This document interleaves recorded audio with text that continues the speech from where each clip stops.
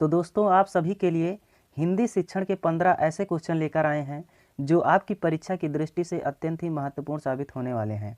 जैसा कि आप लोग जानते हैं कि हिंदी शिक्षण के सिलेबस में आप सभी को 30 प्रश्न पूछे जाते हैं, जिनमें हिंदी शिक्षण के 15 क्वेश्चन और 15 क्वेश्चन आपके गद्यांश से पूछे जाते हैं। तो पूरे 15 प्रश्नों में आप लोग कितना कर पाते हैं, कितना सही कर पाते हैं, कमेंट बॉक्स में ज़रूर बताइएगा। जो बच्चे 10 या इससे अधिक क्वेश्चन सही कर पा रहे हैं उनकी तैयारी बढ़िया और अच्छी चल रही है। तो चलिए फ्रेंड्स, क्लास को स्टार्ट करते हैं क्वेश्चन नंबर 1 से।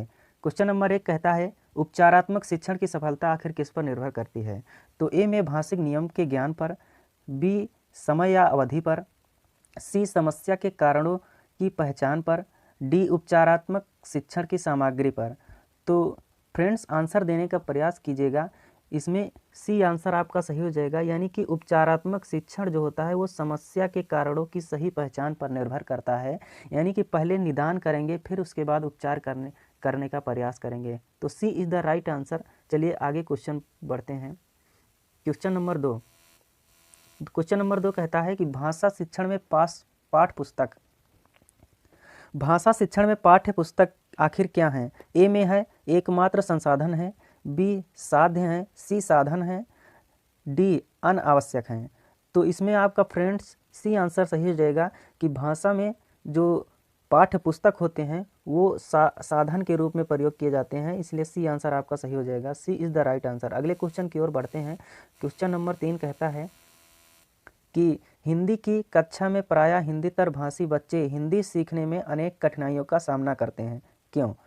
वे मन लगाकर हिंदी नहीं सीखते हैं, बी हिंदी सीखने के प्रति उनमें अरुचि होती है, सी ऑप्शन बहुत कठिन होती है, हिंदी जो होती है वो बहुत कठिन होती है, डी आंसर प्रायः हिंदी और उनकी मातृभाषा की संरचना में अंतर होता है।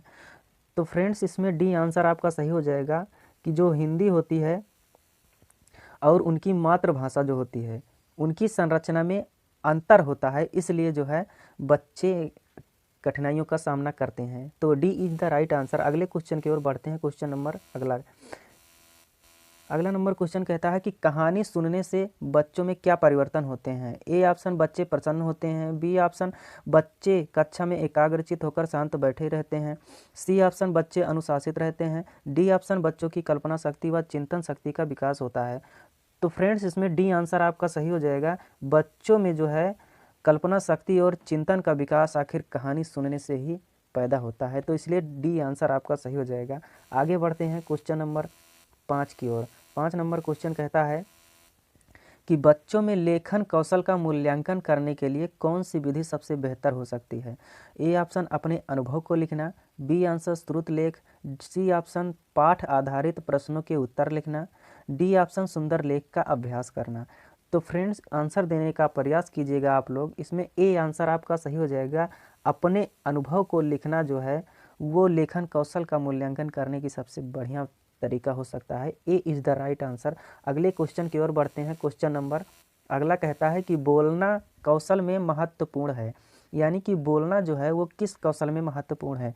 ए ऑप्शन संदर्भ एवं स्थिति के अनुसार अपनी बात को कह सकना, बी ऑप्शन स्पष्ट एवं शुद्ध उच्चारण, सी ऑप्शन कहता है अलंकारिक भाषा का प्रयोग करना, डी ऑप्शन कहता है मधुर वाणी। तो फ्रेंड्स आंसर देने का प्रयास कीजिएगा, बढ़िया क्वेश्चन है, आपकी परीक्षा में लगातार बनते आया है। तो A is the right answer, यानी कि संदर्भ एवं स्थिति के अनुसार अपनी बात को कह सकना बोलने का कौशल जो है इसके लिए बहुत ही महत्वपूर्ण होता है, इसलिए A is the right answer. अगले क्वेश्चन की ओर बढ़ते हैं। क्वेश्चन नंबर अगला कहता है कि एक भाषा शिक्षक के रूप में सबसे बड़ी चुनौती क्या है?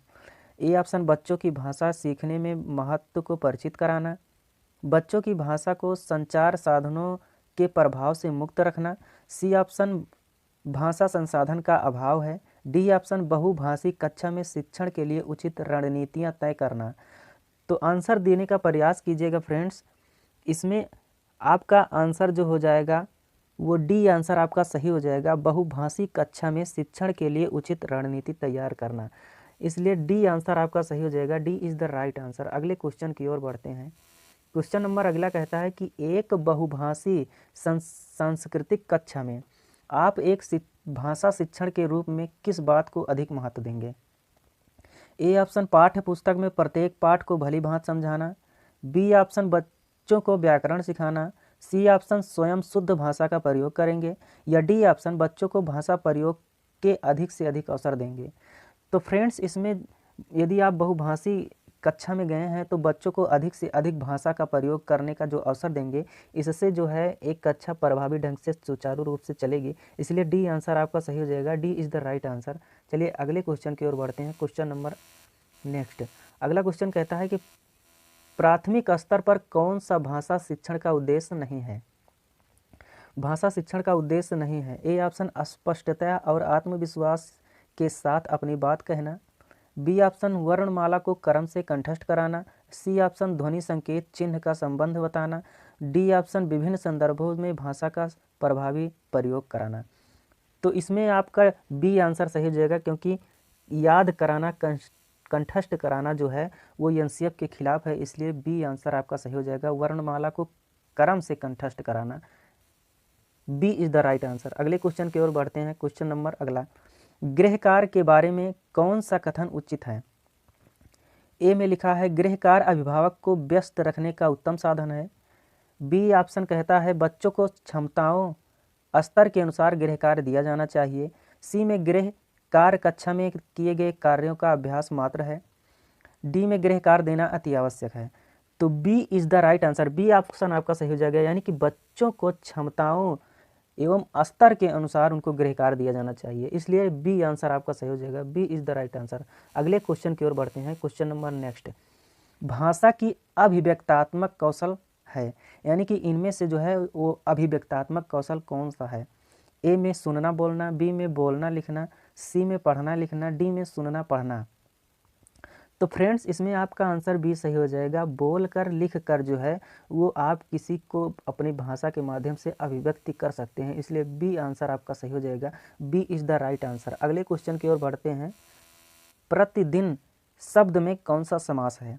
ए में द्वंद्व समास, बी में अव्ययी भाव समास, सी में द्विगु समास और या डी में तत्पुरुष समास। आंसर देने का प्रयास कीजिएगा फ्रेंड्स। इसमें आंसर आपका अव्ययी भाव समास हो जाएगा, क्योंकि पहला पद अव्यय है, यानी कि पहला पद जो हो जाएगा वो प्रधान हो जाएगा। अव्ययी भाव समास प्रतिदिन में है। बी ऑप्शन आपका सही हो जाएगा। अगले क्वेश्चन की ओर बढ़ते हैं। अगला क्वेश्चन कहता है कि भाषा कौशलों के संदर्भ में कौन सा कथन उचित है। ए में विद्यालय में केवल पढ़ना लिखना कौशल पर ही बल देना चाहिए। बी में बच्चे केवल सुनना बोलना पढ़ना लिखना कौशल क्रम से ही सीखते हैं। सी में भाषा के चारों कौशल परस्पर अंतः संबंधित होते हैं। डी में भाषा कौशलों के विकास में अभ्यास की अपेक्षा भाषिक नियमों का ज्ञान ही जरूरी होता है। तो आंसर आप लोग देने का प्रयास कीजिएगा फ्रेंड्स। इसमें ऑप्शन सी आपका सही हो जाएगा, यानी कि भाषा के चारों कौशल जो होते हैं वो परस्पर अंतः संबंधित होते हैं। इसलिए सी आंसर आपका सही हो जाएगा।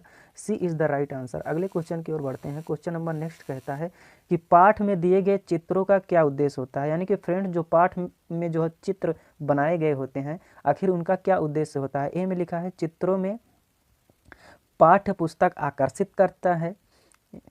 चित्र जो है वो पाठ की शोभा बढ़ाते हैं। पाठ्य पुस्तक में चित्र देने का प्रचलन है, यानी कि पुरानी परंपरा है।